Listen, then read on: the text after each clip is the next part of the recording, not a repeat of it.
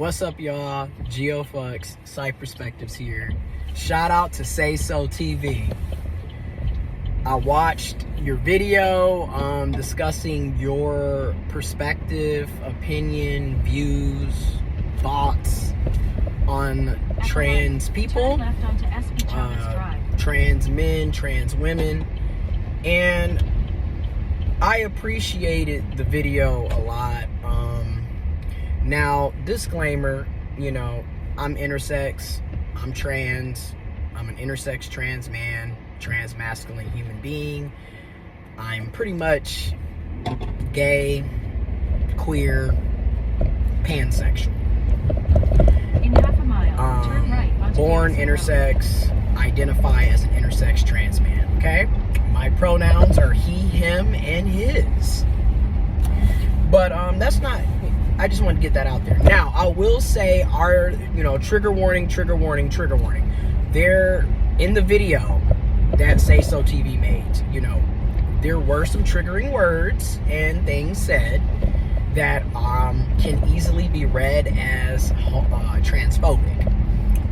And there's some misgendering going on as well. At the next line, now, turn I right. want to say this. I'm not saying this to justify the transphobia or the transphobic comments. I'm not saying this to justify misgendering a person. But I am saying when people don't know Use the right lane to turn onto and they're uninformed or unaware, ignorant to trans people and trans, right. terminology, etc., people are going to say things that are transphobic and misgendering and potentially dead naming a person. A lot of times because they simply don't know.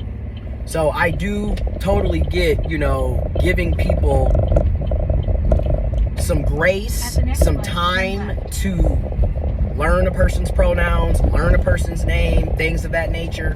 My issue comes when it's been quite some time has passed and you're still being misgendered and dead named and disrespected. At that point, for example, years have gone by and the person or people are still dead naming and misgendering you. At that point, it's just straight up transphobia. And those are people that, quite frankly, you don't need in your life.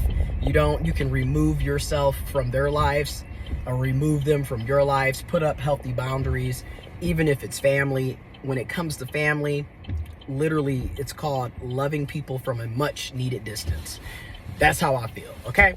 Now, when you were discussing, the attraction to trans people, I can't really speak for all trans people because I'm not all trans people.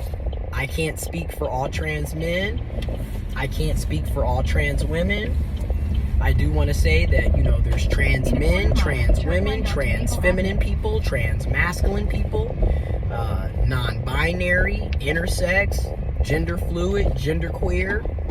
I do think it's important to respect people, and if a person is telling you these are their pronouns, this is their name, then to me, common courtesy is to call that person by the pronouns that they asked you to call them by. Call that person by the name that they asked you to call them by. So to me, it's just common respect and courtesy. Now, as it pertains to finding us attractive, a lot of people do find us attractive. I personally don't think I'm, a hideous, bad-looking individual, bad-looking intersex person, bad-looking intersex trans person, you know what I mean? I don't think I'm bad-looking at all, to be completely honest. And there's nothing wrong with you being attracted to us, In fact, it's nice that you are, right? My big problem comes when people are fetishizing us and sexualizing us.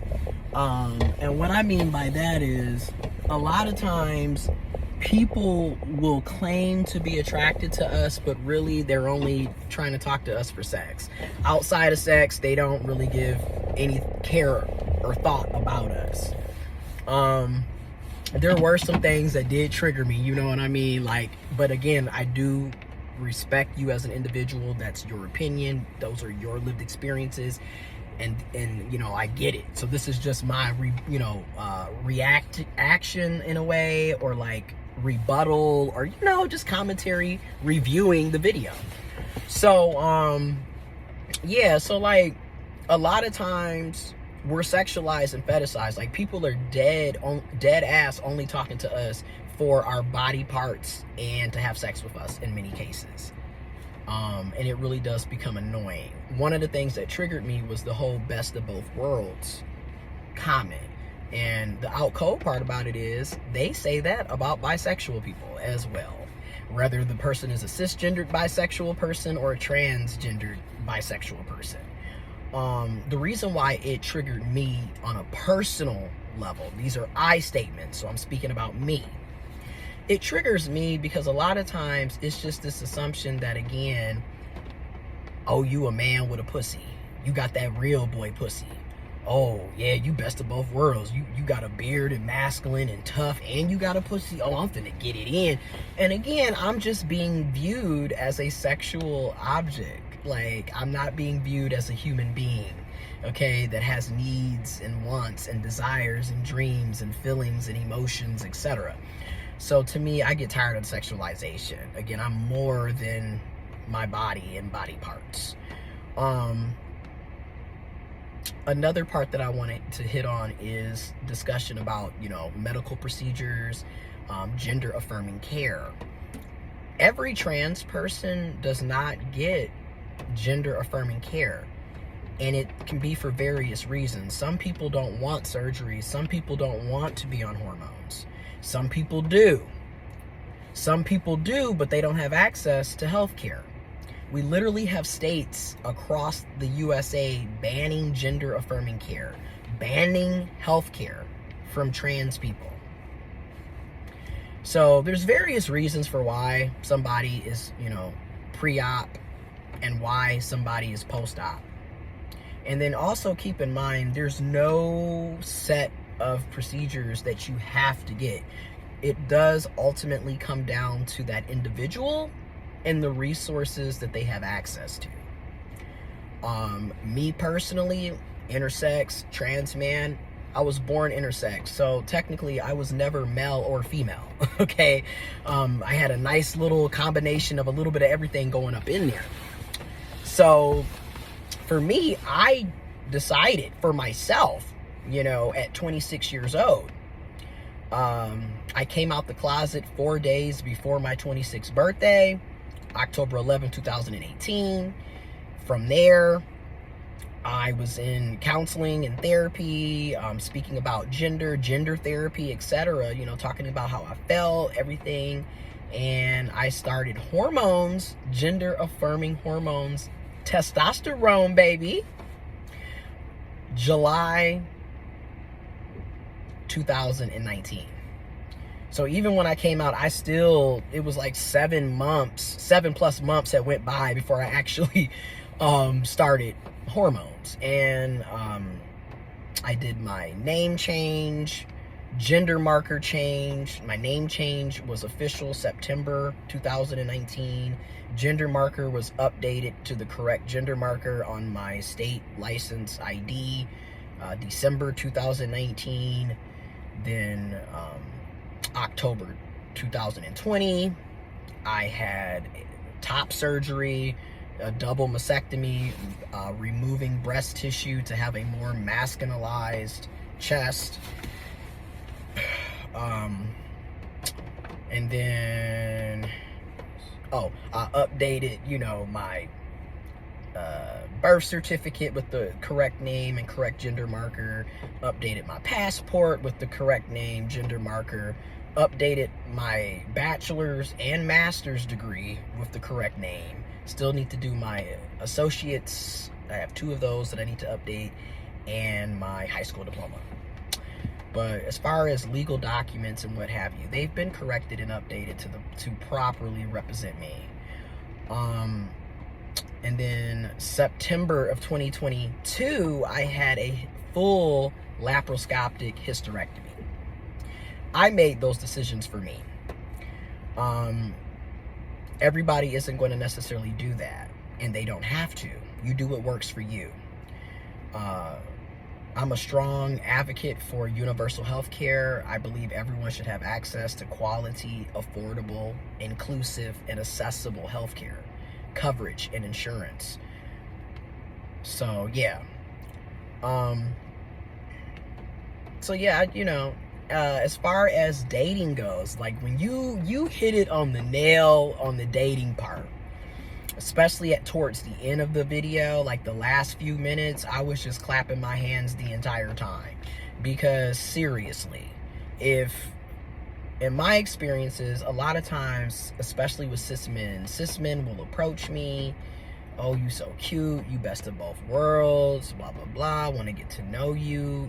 I've even had dudes just straight up say, I want you to have my baby, which is really annoying because a lot of people have this assumption, at least some cis men, and even some trans women have approached me on the same kind of toxic shit, where it's just this assumption that because I'm an intersex person or I'm a trans man, that I somehow have ovaries and I want to carry their baby. Like, y'all not even asking me how I'm doing, how's your day, how are you, what type of movies do you like? No, it's just straight up, I want you to carry my baby. That's the opening to flirting or getting to know me, and that's a huge turnoff, and it's a red flag for me personally, because again, I'm being viewed as a sexual object, and again, the assumption is you're going to use my body to get what you want, and it's like, that's toxic as hell. And honestly, it's rape culture. It's also rooted in misogyny, and a lot of the things that we do need to look back and realize, that's not how you treat people. Now, are there trans men and trans masculine people that have children, that want to have children, that want to give birth, that have gave birth, that want to carry a baby, that have carried a baby? Yes! There's a lot of trans men out here that are, Seahorse dads. Papa Seahorse. Shout out to KaydenXColeman. Link in the description box. There are, but that's not all of us. The same way that there are cis men that don't want to have kids. The same way there's cis women that don't want to carry kids, don't want to birth a kid. Everybody is an individual, you know what I mean? So you really just have to get to know that person on an individual level to see if they want to have children and how they want to go about having children, or if they don't want to have children. Have that conversation, get to know that person. But yeah, so like on the dating scene, like, oh my God, I have so many thoughts and feelings on that, because it was just so much shit. Like, again, people in my experiences are very transphobic in the public eye. So like on social media, out and about with friends, family, whatever, they say some of the most transphobic things. Oh, y'all are trigger warning, trigger warning, trigger warning, trigger warning. They say some of the most transphobic things. Trigger warning. They'll say stuff like, oh, these trannies, oh, you're still a woman, oh, you're mentally ill, you're nasty, you're this, you're that. But then behind closed doors, who's in our DMs? Who's in our inboxes? That's all I'm gonna say. It's the same transphobic cis person that just talked all this shit about you, but they in your inbox trying to get some of that boy pussy. Okay? And in particular, when it pertains to trans women and trans feminine people, you have a lot of people out here, particularly cis men. Again, it's always the same population. Pay attention. You have a lot of people in that population that literally go about lying and saying that trans women are lying to them. And I didn't know that, she originally was this, or I didn't know that she was trans, and blah, blah, blah. But a lot of times they know. They know. Because the out cold part is a lot of, I can't speak for all trans people, but a lot of the trans people that I know of, and speaking as on a personal level from my perspective, a lot of us are very upfront, and we disclose that we're trans. We disclose that we're intersex, Meanwhile, are cis people walking up and saying, hey, I'm cis? No, they're not. You know, so I'm just saying, like, but yeah, you know, and then you'll sit up and have all of these situations, particularly with black and brown trans women, trans feminine people who are being murdered and killed, beaten and harmed. And it's just like, and then people will excuse it with, well, you know, you shouldn't be lying, you shouldn't be doing this, you should have told the truth, you shouldn't blah blah blah. And people are disclosing and telling the truth and still ending up dead or, you know, physically assaulted. And again, you're not coming up and telling us that you're cis. So again, it's the double standards hits the transphobia. If you're not going to ask, in my opinion, if you're not going to ask a cisgender the same questions and require the same information, then why are you singling out trans people? Just something to think about. You know what I mean? That's just, you know what I mean? Like, come on, y'all. But yeah, so yeah, they, you know, protect trans women, protect black and brown trans women, trans feminine people, protect trans kids, protect trans men, trans masculine people, protect trans adults, protect the LG to the B to the key to the Q to the I to the A to the plus. Protect us all, really. You feel me? But yeah, back to the dating. Yeah, you know, and they're either transphobic in public and want to hit you up, you know, on Grindr, on Jack'd, on Facebook, wherever they can. And at the end of the day, they don't like you and don't want to be associated with you. So they don't claim you. And they only hit you up at night. You feel me? And it's always on some sex shit. I'm not getting down with that. It's BS.